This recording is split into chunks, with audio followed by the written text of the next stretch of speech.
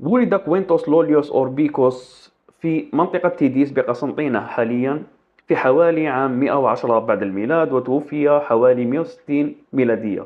هو نوميدي الأصل، حكم بريطانيا من سنة 138 ميلادية إلى 144 ميلادية، وذلك بعد مرسوم من الإمبراطور الروماني أنطونيوس بيوس. عرف لنا بشكل رئيسي من خلال النقوش اللاتينية الموجودة في تيديس أو بالقرب منها. تم بناء ضريح دائري على بعد 4 كيلومترات شمال المنطقة، وهي مخصصة لوالده ووالدته واثنين من إخوته وعمه، وهذا ما سمح لنا بمعرفة بيئته العائلية.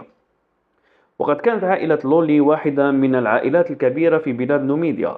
ارتفع أوربيكوس من خلال الرتب والتسلسل الهرمي الوظيفي في مجلس الشيوخ، فقد بدأ كمواطن بسيط في بلاد نوميديا، ثم ارتقى مسؤولا عن صيانة الطرق، ثم قضى عاما في الخدمة العسكرية في منطقة عسكرية بجرمانيا.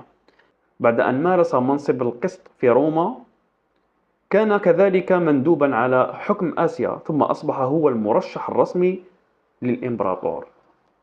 تم ترقيته إلى ممثل الفيلق الذي كان في بانونيا بلاد المجر، ثم تم استدعائه في الحملة الموجهة ضد اليهود في سنوات 132 و 135 ميلادية، وتسمى ثورة بار كوخبا في عهد الإمبراطور هارديان. وقد حصل كمكافأة على مآثره على رمح شرف وتاج ذهبي.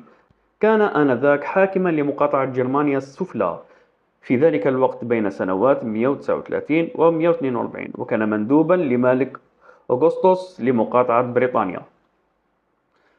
استشهد المؤرخون الغربيون وخاصة كولين ويلز بتلك النقوش، فهو يوضح بالتفصيل مسيرة كوينتوس لوليوس أوربيكوس، ويعلق على مدى روعة روما من حيث أنها مكنت للعديد من الأفراد من خلفيات متواضعة ومن أعراق مختلفة من الوصول في التسلسل الهرمي والوصول إلى السلطة العليا. قصة لوليوس أوربيكوس وغيره من النوميديين والجزائريين بشكل عام تجدونها في كتاب فلسفتنا